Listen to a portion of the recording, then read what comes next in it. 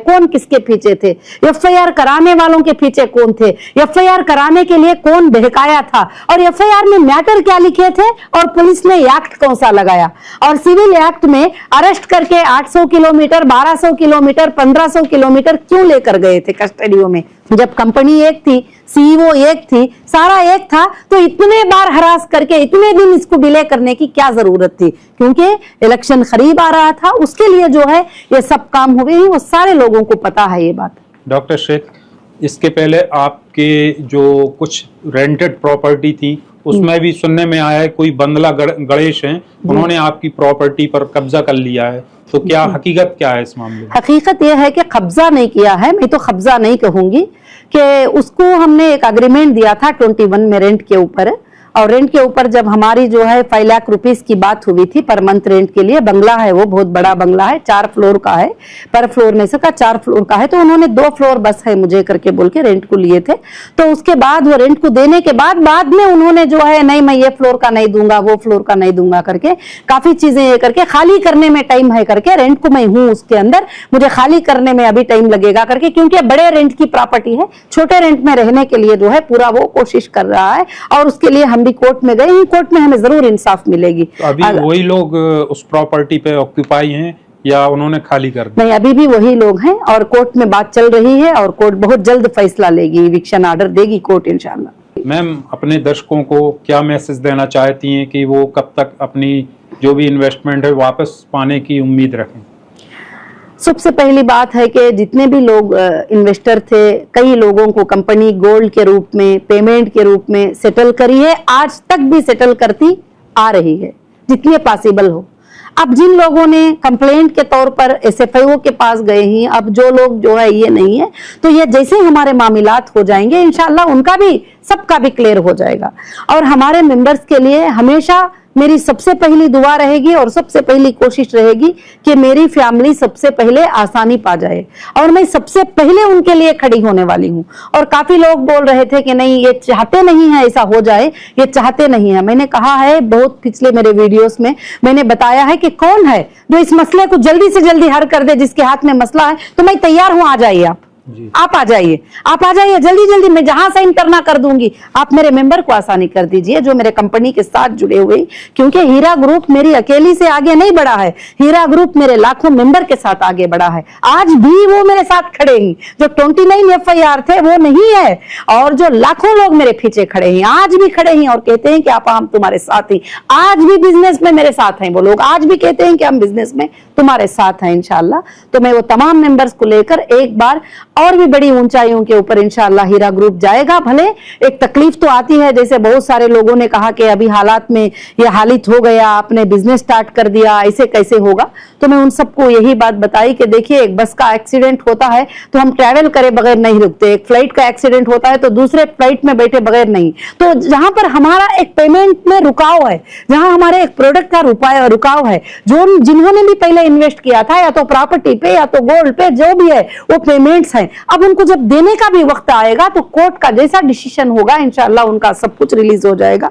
ऐसा करके हमारी इतनी बड़ी कंपनी जो है, जो हमारे पुराने मेंबर हैं उनको साथ लेकर ये कंपनी इंशाल्लाह बिजनेस करेगी और आगे बढ़ेगी अच्छे तरीके से। अल्लाह की जात से मैं उम्मीद करती हूँ कि इंशाल्लाह ये बहुत ज्यादा ऊंचाई के ऊपर जाएगी। ऐसे कॉलोनी के अलावा और भी कोई अन्य प्रॉपर्टी है जिस पर लोग अपनी नजर रखे हुए हैं या उस पर कब्जा करने की कोशिश कर रहे हैं?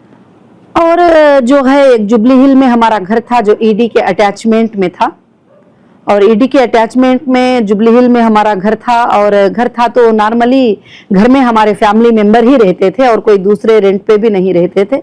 मेरे अरेस्ट के बाद जो है वॉचमैन को मारा गया और घर के लोगों को बाहर निकाला गया, और उसके बाद जो है मैं रिलीज होने के 3 दिन के बाद उस घर के ऊपर मैं विजिट करती हूँ तो एक डीजीपी ख्वाजा मुहिद्दीन करके उसके अंदर बैठे हुए हैं और 4-5 लोग बैठे हुए हैं, डोर नहीं ओपन कर रहे थे। मैंने 100 को कॉल किया उस वक्त में, मुझे नहीं पता था कि अंदर कौन है, तो 100 को कॉल किया। तो जाने के बाद में बोले हाथ पैर पकड़ के, मैडम अब हमारी इज्जत मत निकालो, आप मीडिया के सामने मत जाओ, मैडम हम कुछ नहीं, हम चले जाएंगे, हम ऐसे ही बैठे थे, हम ऐसे ही रुके थे, हमको फलाने ऑफिसर साहब ने कहा है थोड़े दिन रुकने के लिए, फलाने ऑफिसर। मैंने कहा कि वैसे ही है। तो फिर कुछ दिनों के बाद देखती हूँ कि ईडी के अटैचमेंट में होने के बाद वो प्रॉपर्टी रजिस्टर हो जाती है, उनके नाम से रजिस्टर हो जाती है। वो प्रॉपर्टी रजिस्टर हो जाती है, करंट की बिल चेंज हो जाती है, सब कुछ हो जाती है। उसके बाद मैं कोर्ट में जाकर, कोर्ट में जो है उसको सिविल कोर्ट में जाके मैंने स्टे लेकर आया है। और इतना बड़ा जुल्म हो रहा है, ये इन सबको ये नजर नहीं आ रहा है। आज भी हमेशा ये बोलते रहते हैं हीरा ग्रुप है, हीरा ग्रुप की नौहीरा शेख ने ये कर दिया, वो कर दिया। आज तक भी मैंने कभी कुछ नहीं किया, इसीलिए यहाँ हिम्मत से आप सबके सामने ये बात बोल पा रही हूँ। अगर मुझे कुछ करना होता तो मैं यहाँ बैठकर नहीं बोल पाती थी, खासकर से जी। तो वो प्रॉपर्टी भी अभी वो नहीं, वो प्रॉपर्टी पे वही लोग बैठे हुए हैं। मैंने ईडी को कई बार कंप्लेंट दिया है। आपके अटैचमेंट में देखो, नहीं कभी नहीं, ना कोई एग्रीमेंट, ओरिजिनल डॉक्यूमेंट्स हमारे पास, पोजीशन हमारे पास, सब कुछ हमारे पास है, मगर रजिस्टर भी हो गया। मैं ईडी को कंप्लेंट भी दी हूँ कि देखो इस तरह से तुम्हारे अटैचमेंट बोर्ड लगाने के बाद ये घर कैसे रजिस्टर होता है, यानी कमिटेड, पूरे के पूरे मिली भगी कमिटेड। अब इनके ऊपर जरूर इन्वेस्टिगेशन होगा, बड़ा तेज इन्वेस्टिगेशन होगा। इसके पीछे कौन कौन थे, कौन कौन सपोर्ट किया है इन चीजों को, सब बाहर निकल। चोर बहुत दिन नहीं छुप पाएगा, चोरी बहुत दिन तक नहीं छुपेगी, गलती बहुत दिन तक नहीं छुपेगी, जरूर चोरियां पूरे बाहर पड़ेंगे, हक भी बाहर आ जाएगा, हम क्या चाहते हैं करके इंशाअल्लाह। और मेरे पूरे मेंबर, लाखों के मेंबर मेरे साथी, उनको लेकर मेरी कंपनी आसमानों पे उड़ेगी अल्लाह के फजलो करम से। मुझे अल्लाह की जात से उम्मीद है इंशाअल्लाह। मैम, अपने इन्वेस्टर्स को आप कब तक का समय देना चाह रही हैं कि आप कब तक वेट? समय मेरा कुछ भी नहीं है। जैसे कंपनीज के अटैचमेंट्स हट जाएंगे, प्रॉपर्टीज का अटैचमेंट जो मैंने सुप्रीम कोर्ट में रखा है, उस प्रॉपर्टी के ऊपर से अटैचमेंट और ट्रांसफर का परमिशन मिल जाएगा, उसी दिन मेरे इन्वेस्टर के सारे प्रॉब्लम क्लियर हो जाएंगे। और मेरे इन्वेस्टर और मेरे मेंबर, मेरे जो भी देन लेन है, सबके प्रॉब्लम अल्लाह के फजल से क्लियर हो जाएंगे। जब भी मैं उनके साथ हूँ, अब भी मैं उनके साथ हूँ, हमेशा मैं उनके साथ रहूंगी मेरे मेंबर के साथ। तो अपने मॉल्स वगैरह मैडम कब तक ओपन हो जाएंगे? जो मॉल्स तो माशाअल्लाह ओपन ही अल्लाह के फजल से चल रहे हैं, अल्हम्दुलिल्लाह रब्बिल आलमीन। और अल्लाह के फजल से हीरा ग्रुप के जो बिजनेस हैं वो माशाअल्लाह उतने ऊंचे पैमाने पे नहीं तो क्या हुआ, जो पैमाने पे चलना है वो पैमाने पर अल्लाह के फजल से चल रहे हैं। कोशिश कर रहे हैं कि हम आगे बढ़े अल्लाह के फजल से। जी मैडम, आपकी पूरी बात सुनने के बाद यह समझ में आया है कि MIM लीडर असदुद्दीन ओवैसी जी व उनके कुछ लोग पुलिस डिपार्टमेंट, ईडी, प्रशासन की मिलीभगत से एक प्रोपोगेंडा के तहत आपकी और हीरा ग्रुप की छवि को खराब करने में शामिल हैं। यह बात भी आपके इन्वेस्टर्स को बहुत कंफ्यूज कर रही है कि आपकी प्रॉपर्टी पर सुप्रीम कोर्ट के आदेश व ईडी के अटैचमेंट के बावजूद भी कुछ बिल्डर्स अनाधिकृत रूप से घुसकर उस पर निर्माण कार्य कर रहे हैं। क्या पुलिस व ईडी आपकी संपत्ति को प्रोटेक्शन नहीं दे पा रही है? क्या हमारे मुल्क में इंसाफ नहीं है? क्या जंगल राज चल रहा है? इंडिया में भी नहीं कहूंगी और पूरे तेलंगाना में भी जंगल राज मैं नहीं कहूंगी।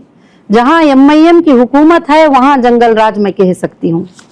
और क्योंकि आपको मालूम है कि ये पूरी कॉन्स्पिरेंसी के पीछे सबसे पहला जो FIR था सीधा असदुद्दीन ओवैसी साहब का था, जो सबसे पहला FIR उन्होंने किया। अब पुलिस उसके ऊपर बिल्डर इन्वेस्टमेंट कर रहे हैं कि ये प्रॉपर्टी हमें मिल जाएगी तो हम पुलिस का इन्वेस्टमेंट कर लेंगे, खर्चों को पैसे दे देंगे। आपको पता है कि जैसे मेरा अरेस्ट होता था, फ्लाइट के टिकट आ जाते थे बैठने के लिए, मुझे लेके चले जाते थे फ्लाइट में और 5 स्टार होटलों में आके रुकते थे पुलिस। FIR कितने का होता था? 1.5 लाख का। मुझे ले जाने फ्लाइट में खर्च, पुलिस पे खर्च कितना होता था? कितने लाखों का आप सोचिए जरा। तो इस पर कैसे इन्वेस्ट किया जाता था? और ये बिल्डरों के ऊपर क्या है, ये बिल्डर्स पैसा इन्वेस्ट करते थे और ये बिल्डर्स कहते थे कि कैसे भी करो उसको अंदर रखो, हम ये जमीन पे एक बिल्डिंग बना लेंगे, लोगों से पैसे ले लेंगे, हम ये जमीन पे बिल्डिंग बना लेंगे। मगर तारीख गवाह है, नूह अलैहिस्सलाम के जमाने से लेकर आज तक गवाह है कि जो लोग गलत के ऊपर होते हैं उनको ऐसा मुंह का मार खाना पड़ेगा और ये गलत तरीके से हड़पने वाले चीजें पूरे एक दिन ऐसे खत्म हो जाएंगे कि अल्लाह ताला क्या करेगा कि सच को एक दिन सामने लेकर आ जाएगा। आज पूरे एजेंसी को पता चल गया है कि इसके पीछे किसका हाथ था। सारे एजेंसीज को पता चल गया है, कोर्ट्स को पता चल गया है कि इसके पीछे किसका हाथ था। कोई पार्लियामेंट में खड़के MIM का MP बोलते हैं 50,000 करोड़ का स्कैम है, डॉक्टर नौहीरा शेख ने कर दिया है। तुम्हारे पास 50 रुपयों का प्रूफ नहीं है, आप तक 50,000 करोड़ तो छोड़िए, आज तक 50 रुपयों का प्रूफ नहीं है। कहां बोल रहे हैं? पार्लियामेंट में बोलने के लिए कलीजा होना चाहिए, झूठ, बगैर दलील के, बगैर प्रूफ के पार्लियामेंट में खड़ के बोलते हैं, जबकि नोटेड है हर हुर्फ। कौन सी पार्टी ने बोली है वो बात बताइए? कोई पार्टी ने इंडिया की नहीं बोली, सिर्फ MIM के नेता ने जो है वहां पर खड़ कर ये बात बोले। आज लैंड जो कब्जा हुई है कहां पर हुई है? उनके एरिया में हुई है, उनके जगह में हुई है, उनके प्लेस में हुई है, और वो बिल्डर और वो पार्टी दो भी कनेक्टेड ही। बिल्डर पैसे इन्वेस्ट कर रहे हैं, पुलिस के ऊपर भी इन्वेस्ट कर रहे हैं, पुलिस भी जो है कमिट हो गई है पूरी टोटल। मैं वहां पर जाती हूँ, सर मेरे नाम पर पेपर है सर, जीएचएमसी की रिसीट है सर। सर है तो हाँ हाँ है मैडम है, अगर आ जाओ तुम, आ जाओ बाहर, तुम आ जाओ, तुम नहीं रह सकते वहां। सर मेरे पास सुप्रीम कोर्ट का ऑर्डर है सर, मेरे पास हाई कोर्ट का ऑर्डर है सर, सुप्रीम कोर्ट में मैं इतने दिन जाकर लड़कर जो है ये ऑर्डर लूं। हाँ वो सुप्रीम कोर्ट का ऑर्डर में हमारा नाम लिखा है क्या? नहीं ना। सुप्रीम कोर्ट के ऑर्डर में हमारा नाम लिखा है क्या? नहीं ना। निकल के बाहर आओ तुम्हें। तो इस तरह से जुल्म कर रहे हैं, इस तरह से जुल्म हो रहा है। इन्हों ये समझ रहे हैं कि हम सिर्फ इस गली के अंदर इसके अंदर राज चला लेंगे, मगर ये बात पूरे हिंदुस्तान में वायरल होगी, पूरा हिंदुस्तान देखेगा एक दिन ये नाइंसाफी। मैं रहूं या ना रहूं, मेरी इंसाफ की आवाज पूरे देश में पहुंचेगी एक दिन। और आज तुम एक नाइंसाफी को दबाने के लिए कोशिश कर रहे हो कि आप पूछ रहे हो कि पुलिस की मिली भगत नहीं है, तो क्या आपको मालूम है कि सिविल केस हुआ था मेरे ऊपर? क्या मुझे अरेस्ट कर सकते थे? क्या मुझे नोटिस दिए थे? क्या तुमने 2 लाख देना था? क्या मुझे नोटिस आई थी? बिल्कुल नोटिस नहीं। Same day FIR, same day arrest warrant, same day arrest, same day arrest जी। मुझे पूछना चाहिए था नोटिस देकर कि तुम क्या ये 2,50,000 देती हो क्या नहीं देती हो? बंजारा हिल्स रोड नंबर 10 में 1,20,000 एसएफटी की office, own office Heera group of companies के नेम के ऊपर, तुम्हारे तेलंगाना के अंदर 50 प्रॉपर्टीज, 2,50,000 कंपनी नहीं देगी जी। तुम उठाकर साइनिंग अथॉरिटी को करते हो 2 लाख रुपया में, दिल्ली को फ्लाइटों में आके फ्लाइटों में लेके आ जाते हो मुझे पूरा भी तुम। तो पुलिस के इन्वॉल्वमेंट के बगैर एक सब होता है? पुलिस क्या, कमिश्नर, बड़े बड़े ऊपर पॉलिटिशियन पूरे कमिट होके ये काम किए, क्योंकि मामला छोटा नहीं था ना। इतना पूरा हड़प लेना, डिपॉजिटर एक्ट लगा दिए, वो एक्ट लगा दिए, तो तेलंगाना बेच सकती है, ये बेच सकती है। अल्लाह का फजल है, मेरा हिंदुस्तान, मेरे इंडियन कॉन्स्टिट्यूशन पे भरोसा है मुझे कि उसने मुझे इंसाफ दिया। मैं अंदर भी कहती थी लोगों को कि मुझे भरोसा है मेरे हिंदुस्तान के लॉ के ऊपर, बगैर एविडेंस के कोई भी जीत नहीं सकता, भले वो कितना बड़ा नेता क्यों ना हो। आज वही हुआ है। मैडम, क्या इस कॉन्स्पिरेंसी के पीछे 1 या 2 नाम हैं? उस बिल्डर का नाम बताएं जिन्होंने अनाधिकृत रूप से आपकी जमीन में घुसकर निर्माण कार्य किया। देखिए, इस नाम के पीछे जो है, इस काम के पीछे जिसका हाथ है, वो पूरी दुनिया को मालूम है। पूरे ये जितने यूट्यूब पर बैठी किसका नाम पुकारती? एमआईएम का नाम पुकारती। एमआईएम जिंदाबाद, नौहीरा शेख मुर्दाबाद। और दूसरी बात जो है, जितने भी है वो तुम्हें मालूम है। अब बिल्डर का तो आपको पता है कि जिसने सेल किया, जिस बंदे ने, सैयद अख्तर साहब ने मुझे जो प्रॉपर्टी सेल करे और सेल करके 200 करोड़ रुपए चेक्स के साथ लिए, चेक्स का है प्रूफ वहां पर, डीडी के साथ, बैंक में जो है प्रूफ के साथ लिए, और भी कुछ रजिस्ट्रेशन बैलेंस थे, और भी 85 करोड़ उन्होंने हमें देना बैलेंस था, और ये सब कुछ रहते हुए फिर भी ये जो प्रॉपर्टी सेल हुई उसके ऊपर कब्जा भी वही करवाते हैं वहां पर, कोई दूसरे नहीं है। क्योंकि सारी दुनिया को मालूम है ये बात, कोई दूसरे कब्जा नहीं करवाते हैं। कुछ वहां पर स्पोर्ट्स ग्राउंड का नाम लेकर, कुछ होटल का नाम लेकर, कुछ सेट वहां पर डाल के वही पैसे भी खाते ही, एक औरत को अंदर भी कराते ही, वही कब्जा भी करने के लिए नेता के सपोर्ट भी ले लेते ही, गवर्नमेंट के सपोर्ट भी ले लेते ही, पुलिस पे पैसे भी खर्च करते हैं, सारे यही लोग करते हैं। और सबको पता है ये बात, सबको पता है। और 10 नवाब भी आके खड़ जाते हैं एक अनकंटेस्टेड डिग्री लेकर, जबकि उसमें ना मुझे नोटिस है। सब बोलते हैं कि एक अनकंटेस्टेड डिग्री है, और ये डिग्री में जो है उनका नाम है। डिग्री में क्या है? 17 एकड़ 30 गुंटास है, बाकी की 18 एकड़ हमारी है ना। 8 एकड़ जो है वो हमारी है, उसको सुप्रीम कोर्ट ने डिक्लेयर कर दिया। सुप्रीम कोर्ट डिक्लेयर करने के बाद भी उस बात को भी नहीं मानते हैं। और कौन होते हैं बताओ?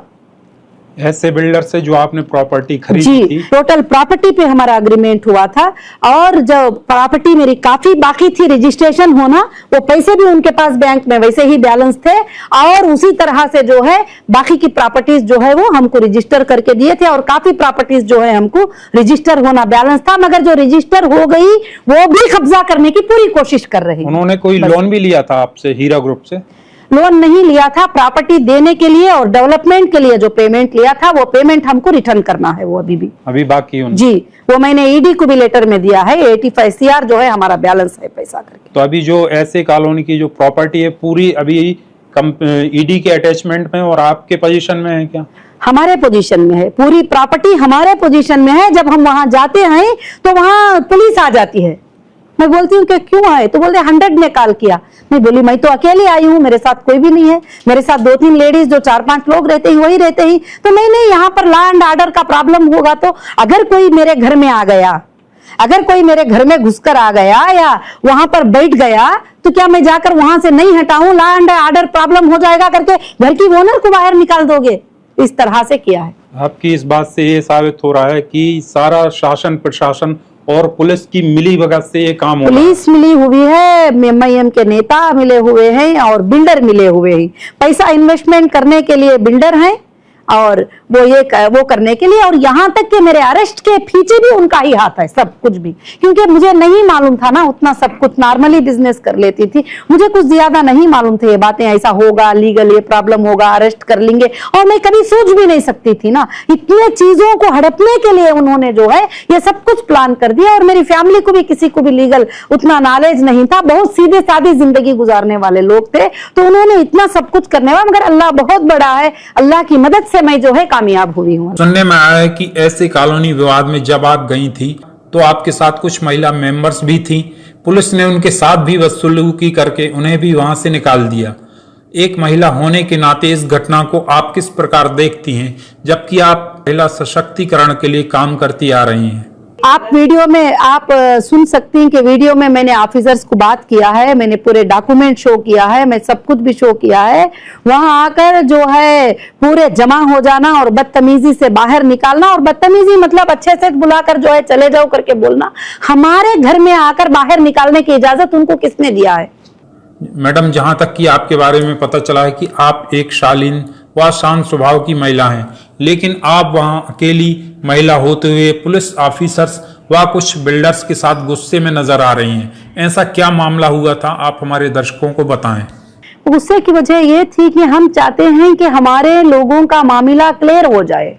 बैयर पेमेंट करने को रेडी है और वहां पर सुप्रीम कोर्ट में आर्ग्यूमेंट हो चुका है और सुप्रीम कोर्ट ने कह दिया है, अगर अब पुलिस चाबी ले जाकर अपने पास रखती है, बैयर को वहां आने नहीं देती है, तो कौन सा बैयर होगा जो पैसे ट्रांसफर करेगा? आप बताइए। सच बात।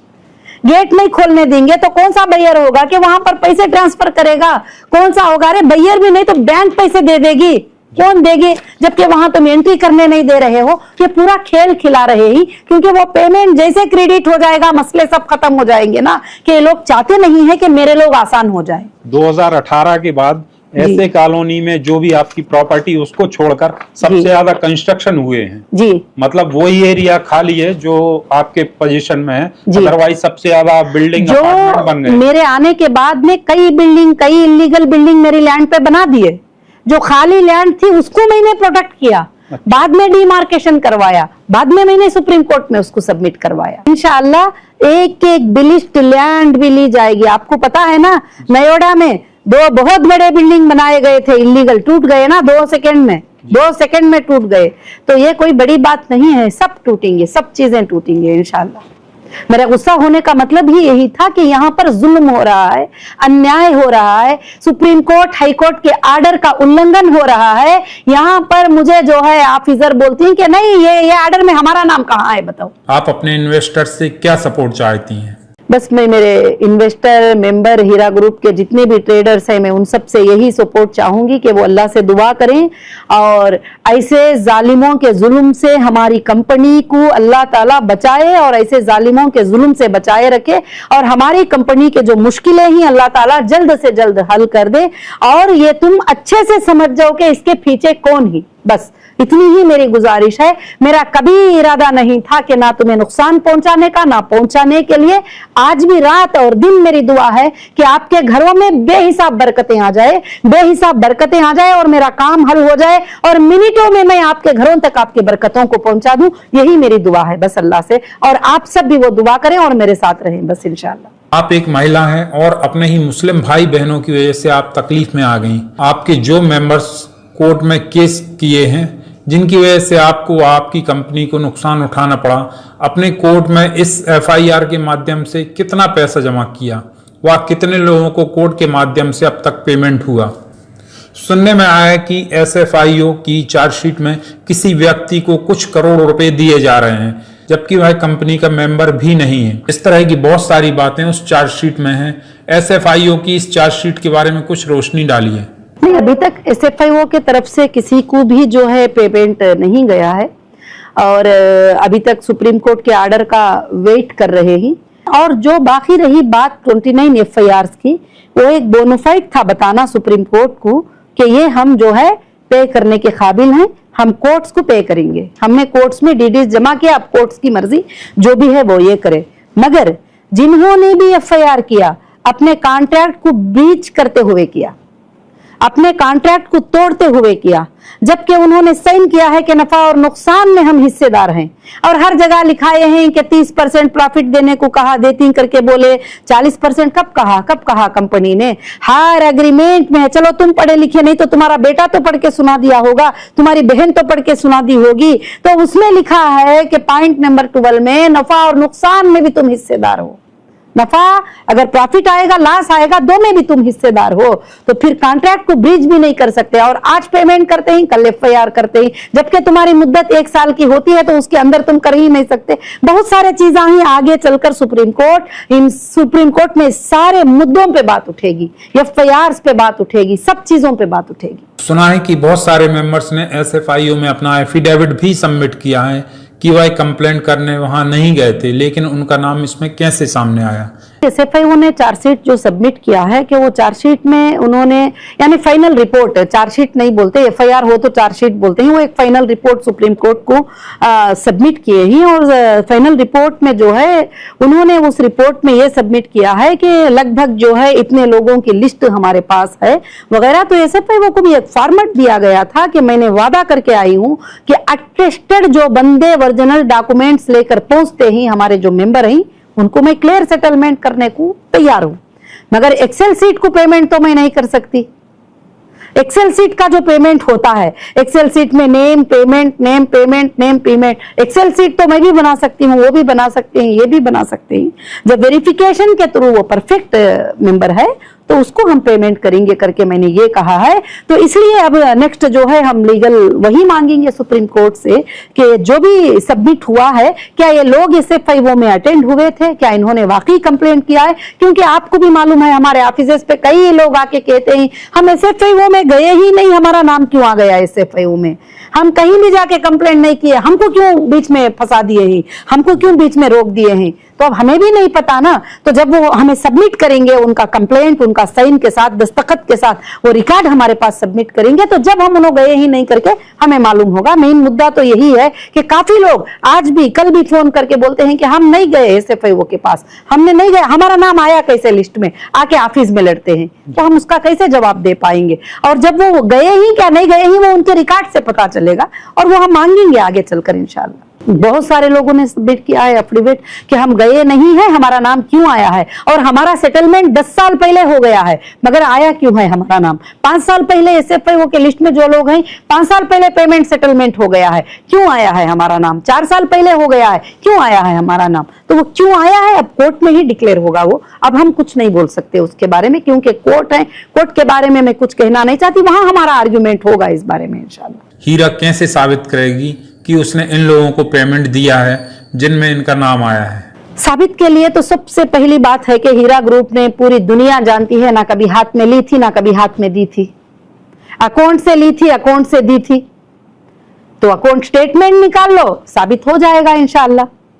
कोई झूठा इंसान तो खड़ा ही नहीं हो सकेगा, कोई गली में घूमने वाला नहीं बोल सकेगा, और हम बैंक की सर्टिफिकेट लेके उनका वेरिफिकेशन करेंगे नीट से। बड़ी आसानी है हीरा ग्रुप में, अल्हम्दुलिल्लाह, शुक्र अल्लाह का। इन्वेस्टर्स का डाटा जो रिकवर नहीं हुआ था, तो क्या वो रिकवर हो चुका है? अभी भी रिकवर नहीं हुआ है, ना एफएसएल ने हमें कोई डेटा सबमिट किया है। और जो भी ये एक्सेल सीट हम देखते हुए घूमते ही, वो हमारे कंप्यूटर से जनरेट की गई किसी डेटा में मिली हुई सीट है।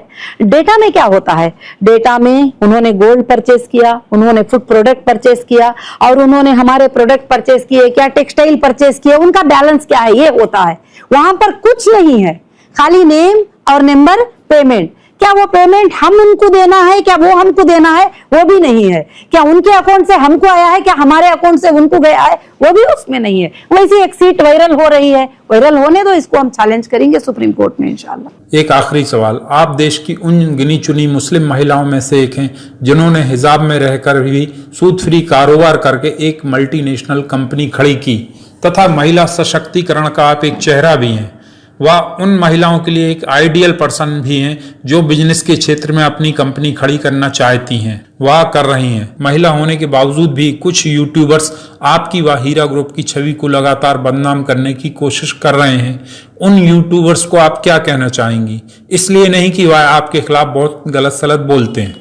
नहीं मैम, अल्हम्दुलिल्लाह, भली बात तो मैं ये कहना चाहूंगी, जिसके भी बहकावे में आकर वो मंथली सैलरी लेकर गलत सलत बातें जो बोलकर अपने लोगों को पैनिक बनाते हुए अपने मेंबर को साथ में लेकर उन्होंने अपने जिंदगी का जीने का जो जरिया बना ले ही, वो एक अच्छी सी बिजनेस करके एक तिजारत करके आराम से जी सकते हैं।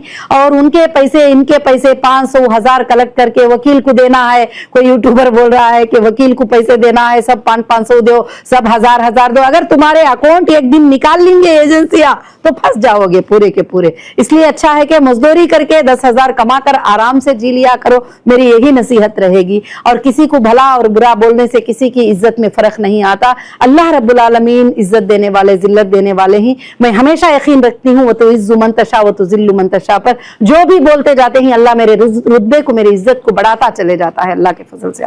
कई बार नीलांचल टेक्नोक्रेट का नाम सामने आया है, इसके बारे में बताएं। नीलांचल टेक्नोक्रेट जो है वो कंपनी हमारे खरीदने से 2 लोगों से पहले वो लैंड में कुछ हिस्से में उनकी एक कंपनी थी, उनसे ऐसे बिल्डर ने लैंड परचेस किया था। हमें कुछ लेना देना नहीं है, हमें कुछ मालूम भी नहीं है वो कौन है। क्योंकि बड़ा अफसोस होता है कि हजारों लोगों को रोजगार देने वाली व लाखों परिवारों को मुनाफा कमा कर देने वाली एक कंपनी, जिसमें आपने इतनी जद्दोजहद करके एक बिजनेस एम्पायर खड़ा करती हैं और कुछ लोगों की वजह से कंपनी मुश्किल में पड़ जाती है। हम आखिर में यही उम्मीद करेंगे कि आपकी जद्दोजहद व अपने मेंबर्स के सपोर्ट से जो इतनी बड़ी कंपनी खड़ी की थी वह फिर से अपने उरूज पर पहुंचे व तिजारत के क्षेत्र में काम करने वाली महिलाओं के लिए आप एक मिसाल बने। हीरा ग्रुप सच्चाई पे है, आसमानों पे जरूर उड़ेगा। ये कोई कहो ना कहे, जरूर ऊंचाई पे जाएगा इंशाल्लाह। अल्लाह की जात से हमारी यही उम्मीद है। अस्सलाम वालेकुम। आपने बड़ी ही बेबाकी से हमारे सवालों का जवाब दिया। उम्मीद है कि आप जल्द से जल्द अपने निवेशकों का इन्वेस्टमेंट लौटाएंगी और आगे भी कंपनी अपने मेंबर्स की उम्मीदों पर खरा उतरेगी। अपने कीमती समय से समय निकालने के लिए बहुत शुक्रिया।